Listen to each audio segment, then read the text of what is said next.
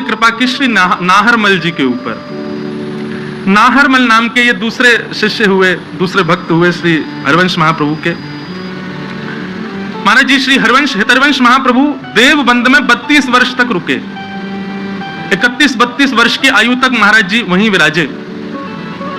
तो वहां पर भी आपकी सेवा और आपके भाव से प्रभावित होकर के कई आपके मित्र भी आपके शिष्य बन गए और कई देवबंद में रहने वाले भी आपके अनुचर हुए। उन्हीं देवबंद के अनुचरों में एक आपके शिष्य हुए श्री नाहरमल जी। अब आप तो वापस वृंदावन चले आए, लेकिन वहां जिनको छोड़ करके आए उनकी स्थिति अब बिगड़ने लगी। उन्हीं में से एक नाहरमल जी। नाहरमल जी को इतना विरह हो गया, इतना विरह हुआ महाराज की, अब वे रुक ही नहीं पा रहे थे। उन्होंने तो अपने परिवार से कहा, भैया अब आप सब लोग सब संभालो, पूरा घरबार आदि सब कुछ व्यवस्थित करो, हमसे नहीं रहा जा रहा, हम तो अपने गुरुदेव के पास वृंदावन जा रहे हैं। और नाहरमल जी अपना संपूर्ण परिवार छोड़ करके देवबंद से वृंदावन आ गए। जैसे ही आप वृंदावन आए, वृंदावन में थोड़ी थोड़ी भीड़ होने लग गई थी। कितने लोगों की? 30-40 लोगों की। आज कितनी होती है? राधा वल्लभ जी दिखे ही नहीं रहे, इतनी भीड़ है गई है। वो कहां 30-40 लोगों की, ज्यादा से ज्यादा 50 लोग हो जाते होंगे, इतनी भीड़ होती थी। हम भी छोटे थे ना महाराज जी, तब उस समय पर भी वृंदावन में रात्रि 6 बजे के बाद में लोग नहीं निकलते थे। अब तो वृंदावन जयपुर से भी ज्यादा हाईटेक हो गया। रात भर दुकानें खुली रहती हैं, रात भर लोग घूमते रहते हैं, सोते ही नहीं वृंदावन में। तो नाहरमल जी सबसे पहले मदन टेर गए और मदन टेर में जाकर के श्री राधा वल्लभ लाल जी का दर्शन किया। राधा वल्लभ लाल जी का दर्शन हुआ। राधा वल्लभ लाल जी का दर्शन करके उन्होंने सबसे पूछा, भैया हमारे महाप्रभु जी कहां हैं? श्री हितरवंश महाप्रभु कहां हैं? चांद सा सलोना। तो हमारे हितरवंश महाप्रभु कहां हैं? उनके दर्शन करने हैं। सेवकों ने कहा, बोले वो तो सेवा में हैं, किशोरी जी की, श्री जी की सेवा में गए हुए हैं। बोले कहां है सेवा में? बोले यहीं वन में ही गए हैं आगे की ओर। और ढूंढते जा रहे थे नाहरमल जी। तभी आपने क्या देखा कि श्री हितरवंश महाप्रभु, हरिवंश महाप्रभु अपने कंधा पे एक झोला लटकाए हैं और छोटी छोटी लकड़ियां बीन करके जंगल में से उस झोला में डालते जा रहे हैं। गोबर के उपला मिल जाए तो उनको उठा लेते हैं, कंडाओं को डाल लेते हैं। आहा, हितरवंश महाप्रभु जो साक्षात ऐसे लगते हैं दूर से देखने में मानो युगल सरकार को ही प्रतिबिंब स्वरूप हो। ऐसे कोमल आपके चरण, ऐसा कोमल आपको मुखमंडल, ऐसे कोमल महाराज, और जिनके अनेक शिष्य हैं, अनेक सहचरियां, अनेक दास दासियां हैं, पर स्वयं गए हैं अपने हाथन से ही सब सेवा के भाव कर रहे हैं। अपने आप लकड़ी उठा रहे हैं, अपने आप गोबर के उपला इकट्ठे कर रहे हैं, बरबर के झोली में डालते जा रहे हैं। ये दृश्य देख करके नाहरमल जी बोले जय जय। और जैसे शब्द सुना, महाप्रभु जी ने देखा, आहा, अरे ये तो हमारे देवबंद से आए हो नाहरमल, रुक जा, अभी सेवा में हूं, सेवा से निवृत्त होकर चर्चा करूंगा। और उठाने लगे, सामग्री उठा के धर रहे हैं, कहीं से पुष्प मिल जाए तो उनको जो भी योग्य वस्तु सेवा की देखे सब ग्रहण सेवा में ले रहे हैं, अपने निज कर से सब सेवा कर रहे हैं।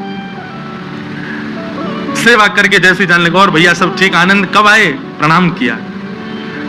बोले भगवान, मन में एक शंका उत्पन्न हो रही है। क्या? आप आचार्य हैं, आप श्री हितरवंश महाप्रभु हैं, जिन्होंने वृंदावन में लाकर के निधि विराजमान की, श्री राधा वल्लभ जी को विराजमान किया। आपके अनेक अनुचर हैं, अनेक दास दासियां हैं। ये सब लकड़ी उठाना, उपले उठाना, ये सब क्रिया करना, ये आपका कार्य है, ये शोभा नहीं देता। आप जैसे आचार्य ऐसे बाहर निकल करके ये सब क्रिया करें छोटी मोटी, ये उचित नहीं लगती भगवान। आप दास दासियों को आज्ञा, और नहीं तो सुनिए, अब मैं आ गया हूं वृंदावन, अब मुझे आज्ञा करिए, मैं 2-4 भक्तों की टोली, मैं ये क्रिया किया करूंगा, ये लकड़ी उठाना, ये सब आपको शोभा नहीं देता। उसकी ये बात सुनकर के महाप्रभु जी क्रोध में भर गए।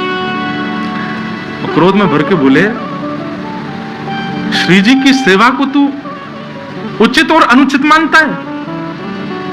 मतलब जो निज सेवा करता है, जो श्रृंगार करता है, जो आरती करता है, जो भोग धराता है, वही श्रेष्ठ है। श्री जी की सेवा में आने वाले पुष्प, जिनको श्री जी 24 घंटा गले में धारण करके रखती हैं, श्री जी के अंग पर विराजमान होने वाले वस्त्र, जिनको श्री जी रात्रि में भी शयन के समय पहन के रखते हैं, उनका निर्माण करने वाले भक्त, उनकी सेवा कुछ नहीं?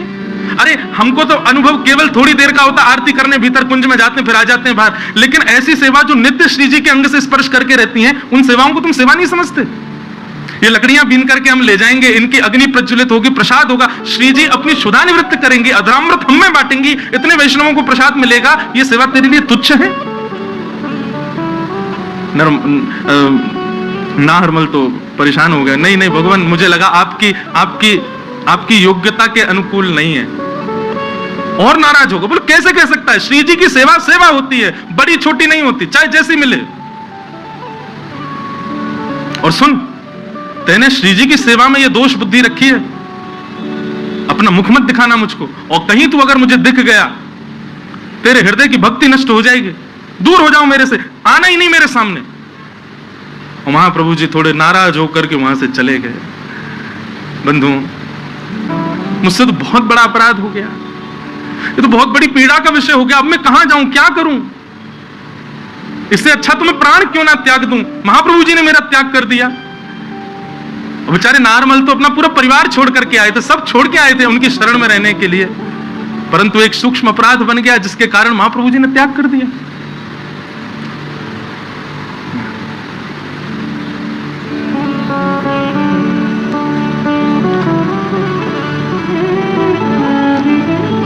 राधा वल्लभ जी का दर्शन करने भी नाहरमल जाते हैं तो दूर से कुंज में से देखते हैं, क्योंकि समीप गया तो ऐसी बात कह दी कि भक्ति नष्ट हो जाएगी, भाव नष्ट हो जाएगा, प्रेम नष्ट हो जाएगा।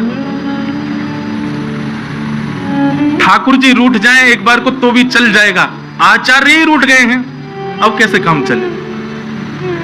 ऐसी व्याकुलता, ऐसी घबराहट रहती है नारमल को, कहां जाऊं, क्या करूं, कौन सुनेगा मेरी बात? यमुना जी के तट पर बैठ करके अब तो मन बना लिया कि बस अब तो प्राण त्याग दूंगा मैं, जिनके लिए आया वही नाराज हैं, अब जीवित रह के मैं क्या करूं? वहीं बैठे बैठे अपने मनी मन में बस स्वयं को कोसने लगे। 9-10 दिन हो गए, श्री महाप्रभु जी नहीं मिले। ऐसी व्याकुलता, ऐसी उत्कंठा हृदय में ज्वाला की तरह धधकने लगी नाहरमल के। बंधु, आचार्य तो कठोर हो गए, परंतु आचार्य जिनको नित्य स्पर्श करते हैं, ऐसे हमारी श्री जी थोड़े ही कठोर हैं। धर्मवंश महाप्रभु एक दिन रात्रि में सो रहे थे, स्वप्न में किशोरी जी प्रकट हो गई और प्रकट होकर के बोली, जय जय महाप्रभु जी। बोले, हाँ श्री जी आज्ञा करो, क्या बात है, आप ऐसी उदास क्यों, कोई श्रम भयो, आज्ञा करो। बोले, श्रम तो बहुत ज्यादा है रो है। बोले, कैसे श्रम है रो है? बोले, बेचारो नाहरमल अपने बालकन को छोड़ के, अपने घरवारिन को छोड़ करके, अपनो गांव छोड़ करके वृंदावन आयो, आपकी शरण ग्रहण करवे के काजे आयो, और वहां से नेक सो अपराध बन गए हो, और वह अपराध के का, और वो भी अपराध कहाँ हो, वो तो आपके काजे विचार कर रहे हो कि आप वन में जाओ, आपको कष्ट हो, या हमारे कोई दास दासी को लगाई दूं, लेकिन आपने वह बेचारे को ऐसा त्याग दियो है, रो रहे हो है, बिलक रहे हो है। मैं सही बताऊं, मुझ को रात भर नींद नहीं आवे, मुझ को रात भर वाको रुदन सुनाई देवे, रात भर वाको भाव, रात भर वाकी पीड़ा मुझ को पीड़ित करे। महाप्रभु जी बोले, श्री जी देखो, आपको ने कठोर होना पड़ेगा, ऐसे आपकी सेवा में कोई दोष बुद्धि रखेगो, वाको हम कैसे सहज में क्षमा कर सके? श्री जी बोली, मुंह में एक ही दोष है, कहा मुंह पे क्रोध करनो नहीं आवे, मुंह पे रूठनो नहीं आवे। यही मारे मान लीला में भी मैं मान करूं और लालन नेक सी लीला कर मैं सोई रही जाऊं, क्योंकि मुंह पे मान करनो आवे ही ना है, मुंह पे रूठनो आवे ही ना है, मुंह पे ज्यादा क्रोध करनो आवे ही ना है, लड़नो झगड़नो ये मेरो स्वभाव नहीं है। याकू आप मेरो दोष मान सको आचार्य चरण, पर मुंह पे ये सहन नहीं है रहे हो है, वह नाहरमल को कष्ट मुंह को बहुत लग रहे हो है। एक श्री हित ध्रुवदास जी का एक बड़ा प्रसिद्ध पद है।